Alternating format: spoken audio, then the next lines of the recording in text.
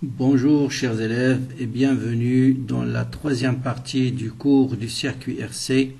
Dans cette troisième partie, on va étudier la décharge du condensateur et on va parler aussi de la loi d'association du condensateur en série en parallèle, de l'énergie emmagasinée par un condensateur et on terminera par une application qui sera le corrigé du baccalauréat 2018 qui a pour sujet la charge et décharge d'un condensateur. Bien, donc après avoir étudié la charge, bien compris comment trouver l'équation différentielle, comment déterminer les différentes tensions au bord de la résistance, au bord du condensateur, l'expression du courant pendant la charge, comment est la tension du condensateur à l'état initial, à l'état final, comment déterminer la constante de temps, tout ça, c'est important. On va faire exactement la même chose, mais cette fois-ci, une fois que le condensateur est chargé, ça veut dire que sa tension est exactement égale à la tension au bord du générateur, le courant est nul, on va permuter ou bien on va transférer l'interrupteur de la position 1 à la position 2. Et cette fois-ci, le condensateur va se décharger à travers la résistance. Notez bien que pour la charge et les décharges, on garde toujours le courant dans le même sens que lors de la charge. Et c'est pour ça qu'on va trouver un courant négatif. Pourquoi? Parce que qui va fournir le courant maintenant? C'est le condensateur qui va se décharger. Et c'est ça l'armature positive, c'est-à-dire voilà la borne positive. Donc le courant réellement, il va sortir de cette borne et non pas de celle-là. Donc le courant qu'on va trouver est négatif. Bien, donc toujours les mêmes règles. Première chose, mettre une flèche au bord de chaque dipôle. Essayez de travailler en convention récepteur. La flèche toujours à le sens opposé du courant qu'on vous donne. Donc voilà, le courant il arrive ici. Voilà la tension au bord de la résistance. Ensuite, écrire la loi d'additivité de tension, qui est dans ce cas-là I de C. Voilà, I de C plus I de R. Et il n'y a pas de générateur, donc égal à 0. Après, je remplace... Comme d'habitude, là, ça dépend de la question. Là, on me demande de déterminer l'équation différentielle vérifiée par I de C. Donc, je garde ici I de C et j'exprime I de R en fonction de I de C. I de R, c'est R fois I. Or, I, maintenant, vous connaissez par cœur, c'est C D de IC sur D de T. Donc, ça me donne RC D de IC sur D de T. Et donc, j'arrive à l'équation différentielle RC D de IC sur D de T plus I de C égale à 0. Voilà aussi souvent, soit on vous donne deux types de questions, soit on vous donne la bonne solution, on vous dit juste de vérifier que c'est une solution de l'équation différentielle, soit on vous dit voilà la forme de la solution avec des inconnus et on vous demande de déterminer les inconnus, sachant que IC vérifie l'équation 2.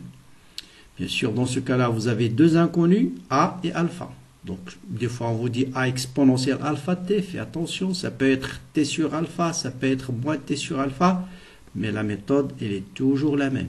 C'est quoi? C'est de calculer d de ic sur d de t, ensuite vous remplacez I de c, d de ic sur d de t, par sa valeur dans cette relation-là. Dans la première vidéo, j'ai expliqué comment calculer la dérivée de l'exponentielle de moins alpha t, c'est moins alpha exponentielle moins alpha t. Bon, je remplace dans l'équation différentielle, donc je remplace d de ic sur d de t par rc fois moins alpha exponentielle moins alpha t plus I de c qui est a exponentielle moins alpha t. Je mets toujours exponentielle moins alpha t en facteur plus le terme qui est constant. Là, il n'y a pas de terme. Tous les termes contiennent un exponentiel. Donc ça égale à 0, quel que soit t, si et seulement si le terme entre parenthèses, elle est nulle. Ça veut dire quoi? Ça veut dire alpha est égal à 1 sur RC. Bon, 1 moins RC fois alpha égale à 0. Ça veut dire 1 est égal à alpha fois RC. Donc alpha est égal à 1 sur RC. Ou bien tout simplement 1 sur taux. Bon, voilà. Donc, maintenant, il me reste à déterminer quoi? J'ai déterminé alpha. Mais il me reste A. Si l'équation différentielle ne vous permet pas de déterminer toutes les constantes, il faut cette fois-ci utiliser d'autres conditions supplémentaires. Et les conditions supplémentaires, ce sont les conditions initiales, ou si t tend vers l'infini. Quelles sont les conditions initiales? C'est-à-dire avant de permuter l'interrupteur de la position à la position 2, le condensateur était comment? Était chargé. Donc la tension au bord du condensateur valait combien? Valait E. La tension au bord du condensateur était égale à E. Et c'est ça qu'on va utiliser. Et c'est ça, notre temps T égale à 0. Donc à T égale à 0, le condensateur était complètement chargé et sa tension est égale à E. C'est ce qu'on va utiliser. Donc à T égale à 0, voilà, au départ, le condensateur était complètement chargé. Voilà, au départ, la tension, elle était constante, c'est complètement chargé. Une fois que je mets l'interrupteur en position 2, le condensateur va se décharger. Donc à T égale à 0, I égale à E. Donc je remplace dans l'équation, T égale à 0, exponentielle 0, c'est 1. Donc I de 0, c'est A. Or, I de 0, on a dit c'est E. Donc A égale à E. Et donc voilà, on a déterminé alpha et à A, donc c'est E exponentielle moins T sur RC. Donc voilà l'allure de la courbe de U de C en fonction du temps. T égale à 0, c'est E. Si T tend vers l'infini, exponentielle moins l'infini, c'est 0. Donc ça tend vers 0. Maintenant, pour déterminer la constante de temps, là aussi vous avez deux méthodes. Soit vous remplacez T par RC et vous calculez I de C à T égale à taux. Et ça va vous donner combien? Ça va vous donner I de C lorsque T est égal à taux, c'est E exponentielle moins 1. Et E exponentielle moins 1 vous donne 0,37. Faites attention, pendant la charge c'est 0,67. Pendant la décharge c'est 0,37. Pourquoi? Parce que pendant la charge, c'est E facteur de 1 moins exponentielle moins 1. Alors que ici, c'est E exponentielle moins 1. D'accord? Donc, souvent, E, on connaît sa valeur. Par exemple, 10 volts. 10 fois 0,37 me donne 3,7. Je cherche 3,7 et je cherche l'abscisse de 3,7. Donc, l'intersection de 3,7 avec la courbe, ça me permet de déterminer directement, de lire la valeur de taux sur la courbe. Voilà la première méthode. La deuxième méthode, c'est d'utiliser la tangente à l'origine. Et souvent, quand est-ce qu'on utilise la tangente à l'origine? Lorsqu'elle est déjà tracée dans l'énoncé. Bon, s'il n'est pas tracé dans l'énoncé, il vaut mieux utiliser I de C à T égale à T est égal à taux. D'accord? Donc je trace la tangente à T égale à 0 et l'intersection de la tangente avec l'axe des temps vous donne directement la valeur de taux. Donc voilà les deux méthodes qui permettent de déterminer taux. Donc je répète, soit deux choses. Soit on vous donne des courbes où la tangente elle est déjà tracée et dans ce cas, c'est sûr qu'il faut utiliser la méthode de la tangente. Mais si la tangente n'est pas tracée, il vaut mieux utiliser la valeur de la tension à T est égal à taux. Donc si T est égal à taux, souvent on connaît la valeur de E, vous calculez 0,37 E et vous cherchez l'abscisse de 0,37 E. Très bien. Maintenant, dans les exercices, on ne vous demande pas toujours de déterminer I de C. Il se peut qu'on vous demande de déterminer l'équation différentielle par I de R ou bien par I. On peut avoir plusieurs types de questions. Mais la méthode, elle est toujours la même. Dans la décharge, c'est très simple. Vous avez I de R égale moins I de C. Donc, ils obéissent aux mêmes équations différentielles. D'accord? Donc, I de R de T, ça sera moins E exponentielle moins T sur RC. Et si je connais I de R, je peux déterminer I de T. C'est moins E sur R exponentielle moins T sur RC. Et vous voyez bien que le courant qu'on a trouvé est effectivement négatif. La signification d'un courant négatif, ça veut dire tout simplement le courant réellement, il circule dans le sens inverse que celui qu'on a choisi. D'accord? Donc voilà les courbes. Il faut toujours les mettre dans la tête, devant soi. Pendant la décharge, I de C, comme la charge Q, c'est la même courbe. Elle décroît, tend vers 0. La tension I de R, elle croît d'une valeur maximale vers 0. Et la même chose pour le courant. Il démarre d'une valeur négative et elle tend vers 0. Donc I de R, c'est moins E exponentielle moins T sur RC. Et I, bien sûr, c'est I de R sur R. Bien. Maintenant, on n'a pas parlé pour le moment on n'a parlé que dans le cas où le condensateur est soumis à un échelon de tension, que ce soit dans la charge et dans la décharge. Mais des fois, il se peut qu'on vous donne charge d'un condensateur ou bien décharge d'un condensateur lorsqu'elle est soumise à une source de courant continu. Et c'est quoi une source de courant continu? Je l'ai rappelé dans la première vidéo sur les généralités. Ça signifie qu'il délivre un courant constant, quelle que soit la tension à ses bornes. Autrement dit, vous avez I est égal à Q sur T, c'est une constante. Lorsque le temps augmente, la charge augmente. Mais le rapport, elle est toujours égal à une constante. Autrement dit, si je trace la courbe Q en fonction du temps, Q en fonction du temps, c'est une droite de pente quoi? De pente I0. Et d'ailleurs, souvent, on va dans cette courbe et on vous demande de déterminer la pente, c'est-à-dire calculer I0. Donc, soit on vous donne Q en fonction du temps, soit on vous donne I de C en fonction de T. Et I de C, bien sûr, c'est Q sur C. Et Q, c'est I0 fois T, donc c'est I0 sur C fois T. Et vous voyez que si je, par exemple, la courbe I de C en fonction du temps, à partir de la pente tangente de cet angle, je peux déterminer I0 sur C. Connaissant I0, par exemple, je peux déduire la capacité. Bien sûr, la pente d'une droite, vous prenez deux points qui sont clairs et vous calculez delta UC sur delta T. D'accord? Donc voilà pour le courant continu. Bien. Bon, si on utilise cette fois-ci, au lieu d'un échelon de tension, ce qu'on appelle un signal carré, hein, c'est-à-dire maximal, 0, maximal, vous allez avoir tout simplement charge et décharge, ensuite charge et décharge, et ainsi de suite. Hein. Bien. Donc ça, c'est la tension au bord du condensateur, et ça, c'est la tension délivrée par le générateur. Bon, qu'est-ce que c'est que l'énergie emmagasinée par un condensateur? Eh bien, ça, c'est une définition, vous la prenez, c'est 1/2 C fois UC au carré. Qui est égal à 1/2 C fois E au carré. L'énergie emmagasinée, c'est-à-dire à la fin de la charge. Et à la fin de la charge, I de C, c'est E. Donc, il est proportionnel à la capacité et au carré de la tension du générateur. Bon, par analogie, on va voir dans le circuit RL, un condensateur emmagasine de l'énergie électrique, une bobine, on va voir, il va emmagasiner ce qu'on va appeler une énergie magnétique. Et c'est la même expression, le rôle joué par la capacité va être joué par la conductance pour une bobine et le rôle joué par la tension va être joué par le courant. Donc ce sera 1/2 L I carré. Donc ça souvent c'est juste une formule qu'il faut appliquer correctement. Bien, maintenant on va parler de la loi d'association des condensateurs. Ça veut dire si vous avez deux condensateurs en série, je peux les remplacer par un seul condensateur. Et la relation, c'est tout simplement l'inverse de la loi d'association des résistances. C'est-à-dire 1 sur C équivalent, c'est 1 sur C1 plus 1 sur C2. Faites très attention, c'est 1 sur C équivalent. Souvent, vous faites des erreurs, vous écrivez C équivalent, c'est 1 sur C1 plus 1 sur C2. D'accord? Et lorsqu'ils sont en parallèle, c'est plutôt la somme. Donc si on veut par exemple avoir un condensateur de grande capacité, il vaut mieux mettre les condensateurs en parallèle et non pas en série. Donc c'est l'inverse des résistances. Maintenant, je termine par la méthode à suivre dans le cas de l'étude d'un circuit quelconque en électricité. Bon, pour le moment, on vient d'étudier uniquement RC, ensuite on va étudier RL, ensuite RLC, mais la méthode est la même. Toujours faire un très bon schéma à la base de ce qui est décrit dans l'énoncé. Ensuite, il faut bien lire très attentif l'énoncé, bien sûr, ça de façon générale, et faire attention, surtout éviter les erreurs de signes. Hein.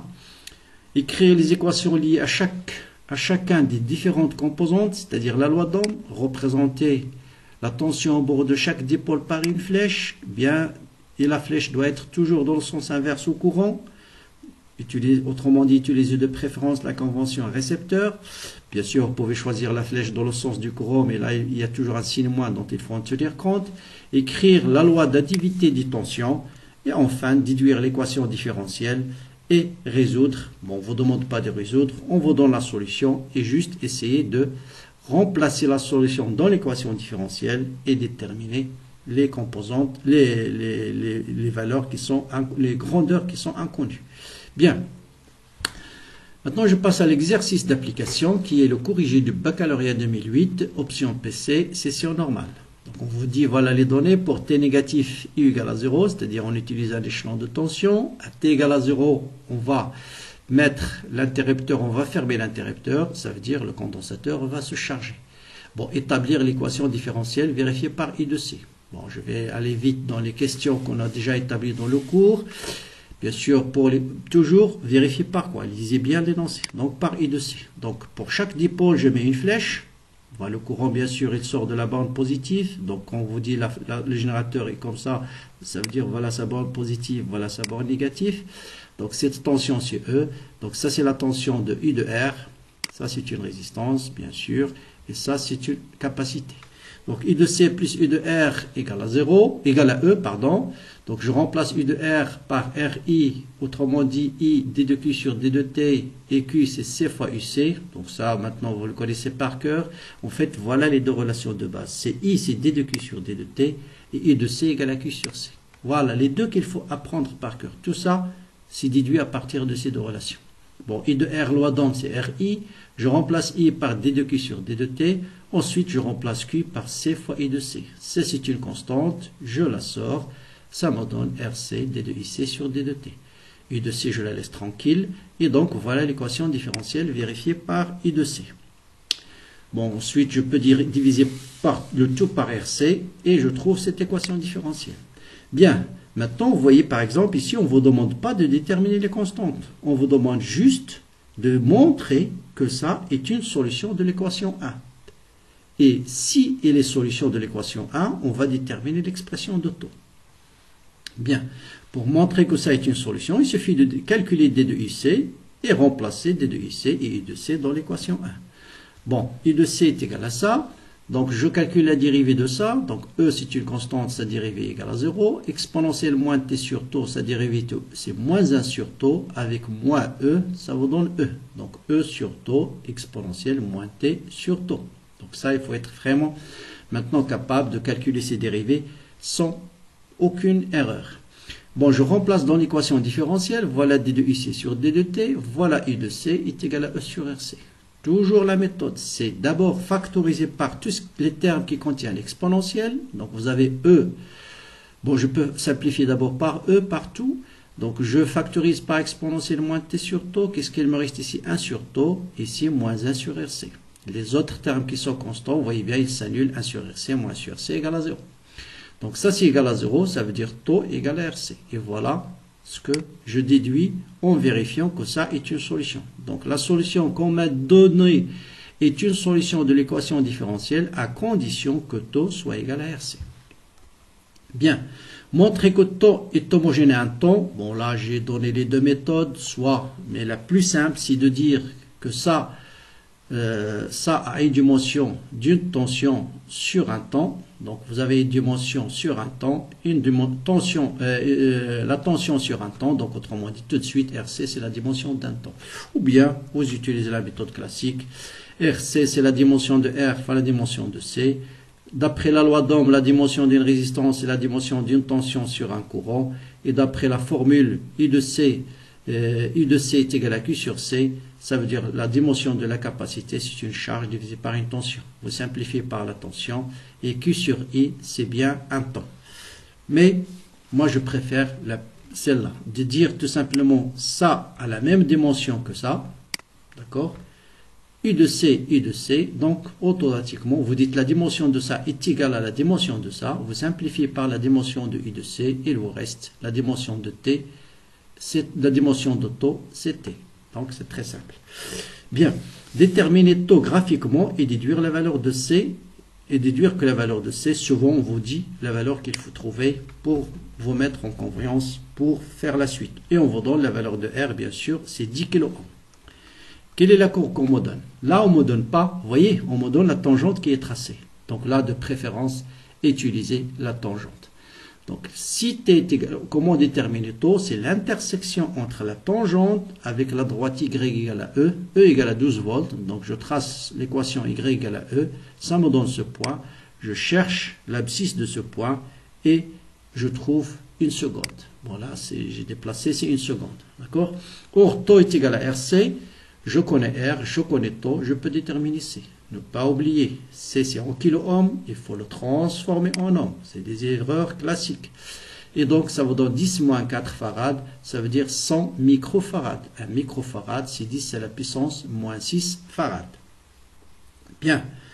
Maintenant, calculer l'énergie électrique, vous voyez que c'est juste des questions directes. Bon, les baccalauréats sont en général extrêmement faciles. Donc, énergie emmagasinée, I de C égale à 12 volts. L'énergie emmagasinée, c'est 1 demi CE au carré. Donc, on vous donne C, on vous donne E. Les unités, bien sûr. Là, C, elle est utilisée, bien sûr, tension. Donc, pour calculer l'énergie, C doit être en farad. Donc, il faut utiliser 10 moins 4. D'accord? Et bien sûr, E c'est 12 au carré. Et l'unité bien sûr de l'énergie, c'est le joule. Bien, maintenant, deuxième partie de l'exercice, on va utiliser la décharge du condensateur. Et on vous dit, on a chargé la capacité précédente par un générateur de tension continue, cette fois-ci de tension 360 et non pas 12 volts. Faire attention. On décharge ensuite ce condensateur à T égale à 0 dans la lampe du flash de l'appareil et modélisée par une résistance. Là, on veut, c'est le principe de fonctionnement du flash d'un appareil photo. D'accord ? Qu'est-ce qu'on vous dit comme donnée? La tension aux bornes de C varie suivant la relation. On vous dit comment varie la tension aux bornes de la décharge. C'est 360 exponentielle moins T sur taux prime. Bien sûr, on a changé le générateur avec lequel on a chargé le condensateur. Taux va changer. Taux prime est la résistance et la constante de temps. I de C est en volts. Sachant que I de C égale à 132,45 à T égale à 2 millisecondes, trouver la valeur de la résistance flash. Là, il faut être très intelligent. Donc, bon, bien sûr, il y a une méthode classique, mais toujours quand on vous dit la valeur de tension, c'est comme, rappelez-vous au nucléaire, lorsqu'on vous dit un temps et on vous demande de calculer le nombre de noyaux qui restent après un certain temps, toujours d'abord réfléchir, est-ce que ce temps n'est pas un multiple de la période? Là aussi, c'est la même chose. Bien, I de C, c'est 360 exponentielle moins T sur taux prime. Donc, méthode classique, là, j'utilise la méthode classique. Bon, ça veut dire quelqu'un qui va faire juste sans trop de réflexion. Je remplace juste T1 par 2 millisecondes et je calcule I de C à l'instant T1, c'est 360 exponentielle moins T1 sur taux prime égale à 132,45. Bien. Première méthode. Donc là, je laisse. Donc ça, bien sûr, vous remplacez I de C1 par 132,45, T1 par 2 millisecondes, passez au logarithme. Je vais faire ça comme deuxième méthode. Je commence par la première, la plus simple, de dire qu'est-ce qui se passe à T égale à taux prime. Donc c'est 360 exponentielle moins 1. Donc ça, c'est un calcul facile à faire. 360 divisé par E, vous allez trouver exactement par hasard la même valeur qu'on vous donne. Donc, vous allez dire tout de suite que taux prime est 2 millisecondes, c'est la constante de temps de ce condensateur. Je connais la constante de temps, je connais la capacité, je peux déterminer la résistance. Donc, la résistance, c'est taux prime sur C. Et je passe à l'application numérique. Bien sûr, mettre taux, il faut la transformer en secondes. C, elle est déjà en farad, 10-4, et ça vous donne 20 ohms. Bien. Maintenant, je peux utiliser la deuxième méthode, comme je disais. Hein, c'est 360 exponentielle moins T sur taux prime égale à 132. Isoler l'exponentielle, c'est 132 divisé par 360. Ensuite, passer au logarithme. Pour éliminer l'exponentielle, il faut toujours utiliser le logarithme. Log de exponentielle x, c'est x, parce que le logarithme, c'est la fonction inverse de l'exponentielle. Donc, moins T sur taux prime, c'est le log. Calculatrice, et vous allez trouver tout simplement que T1 sur taux prime égale à 1. Chose qu'on peut faire par la première méthode rapidement. Bien. Maintenant, on vous dit expliquer comment choisir R pour une décharge rapide du condensateur. Bon, là, il suffit toujours de voir taux prime, c'est quoi? C'est R fois C. Comment avoir une constante de temps la plus petite possible? Hein? Pour avoir une constante de temps la plus petite possible, il faut jouer bien sûr sur la résistance et la capacité. Mais pour un condensateur fixe, il faut jouer sur la résistance. Donc il faut choisir la résistance bien sûr la plus faible possible. Si la résistance est faible, le condensateur se décharge très très rapidement. D'accord? Donc voilà pour ce troisième cours sur le circuit RC. Je vais vous mettre dans la description de cette vidéo le corrigé de tous les anciens baccalauréats de l'option PC qui peuvent être faits également par les élèves de SVT et de Sciences Maths aussi depuis 2010 jusqu'à 2020. Donc voilà, bonne lecture. Commentez bien sûr la vidéo, notez vos remarques, partagez la vidéo avec vos amis et à très bientôt.